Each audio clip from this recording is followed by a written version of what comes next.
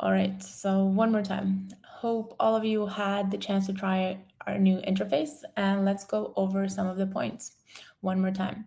So the right-hand properties panel is now narrower, and the sections have become icons. For you to look at an asset and its properties, click on the asset and click on the icon of the desired section. So properties, templates, personas, and linked assets. As well, here you have export, share, and workflows.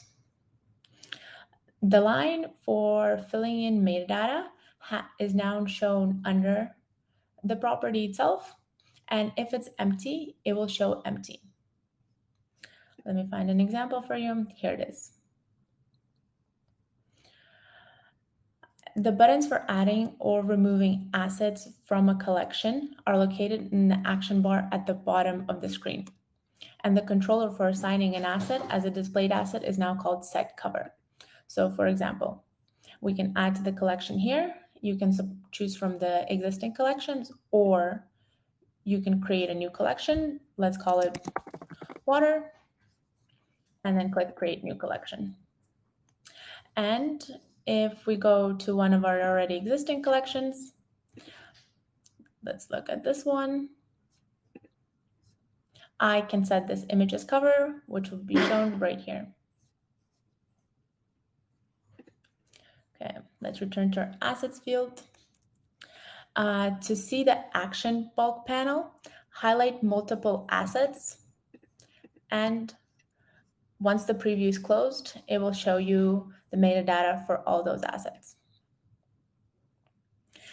To access additional actions, you would need to select the three dots right here, and you will have link with assets and delete.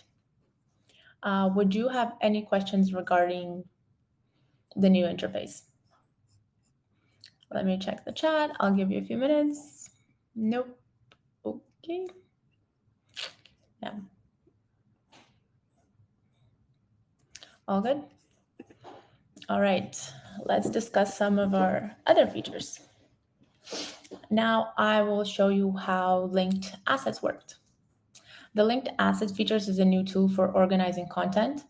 Linked assets allow you to establish the dependencies between individual assets. The metadata of each linked asset can be set different, and proxies are generated for each one. The example we often discuss is a modeling release contract, which I have an example of it here, and the images of a model, which I have here. In order to use or sell the image, the photographer needs a release contract. By linking these assets together, it allows you to have these images associated with the contract. Hence, every time an image is selected, the contract will already be tied to it. For example, I am selecting these three images.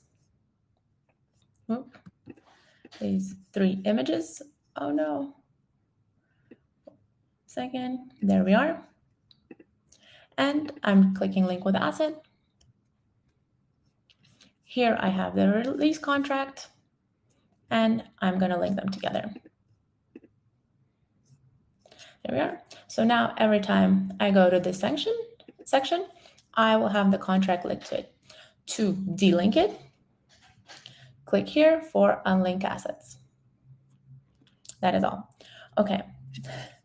We also have added a feature called supporting files. Oh, my screen froze. Oh no. Okay, there we go. Supporting files, and it has nothing to do with the assets itself. They do not contain metadata and cannot be indexed in the searches. They are any variation or addition to the main asset that has no dependency or relevance without it. For example, for this, I have deleted an F file. Once it's in the system, proxies of it will be created, as they originally do right here. As you can see, the image hasn't been retouched, and we can only see the landscape outline. Let's replace the original JPEG for a clearer image. So I would select the JPEG, go here, click replace, and I would add the example I have prepared here. There we are. It is replaced. So as you can see, the NEF file will go into supporting files while the JPEG will be set as the preview. Or not.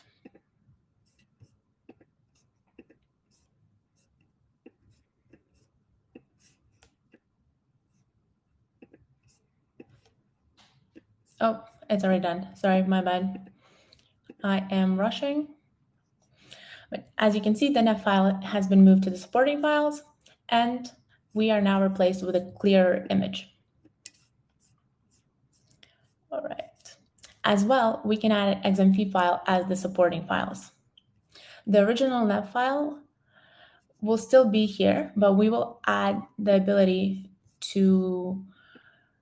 for other users who can edit this file to have the supporting file linked to it.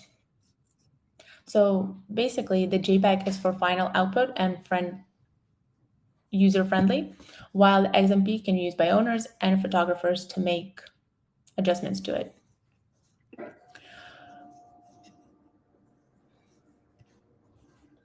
Again, so we are planning for the mass import of JPEGs and their corresponding supporting files. It is in our roadmap and should be developed within a year.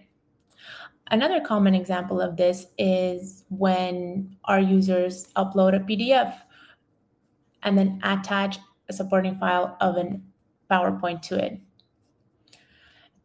One is used for the end users, for example, a sales team, and it requires metadata to search for it, while the PowerPoint is used by marketing teams or designers.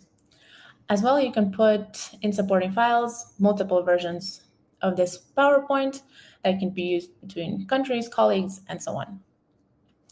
All right. Oh, also, another point for these supporting files, you can also work in videos.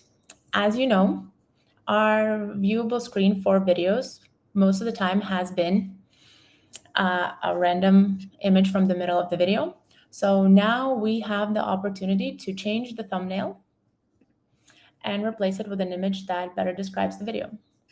For example, I took the screenshot, I will upload it, and once it's ready, this thumbnail will be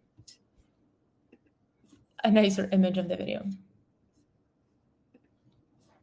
Right, here it is. All right, do you have any questions for this section?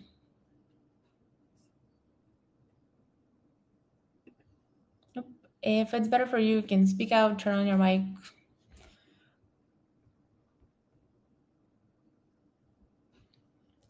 Nope. Okay, I will move on to our new and upcoming features. So in our plans, we have comments and notification that will be added to the platform. Here we have mock-ups for you, and this is what it will look like. So again, you'll be selecting an asset. You can tag people in your comments, send them, mention, and it will notify anyone who you tag in it. And here we have the same thing. You can view all comments, what happens to them, what happens, and you can work with your colleagues more closely. So the comments can be accessed in the notification center by the bell at the top. So, and comments can be added to collections as well. Same applies, tagging people, sharing comments, deleting them. So basically keeps your workflow going. And they will be located in user profile. 1 second. So you'll need to go to user profile, system settings, and then in the system settings, you will have a notification tab. Under here, you will have different system notifications and channels. And you can find them under the bell. And the final thing we have for you here is a close-up of how the notification center will work. That is all our news for today. If you have any questions, I will be taking them. Nope.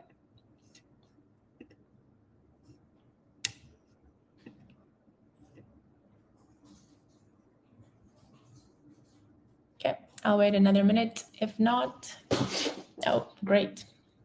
I think someone's typing. Exciting. Thank you. Okay. All right.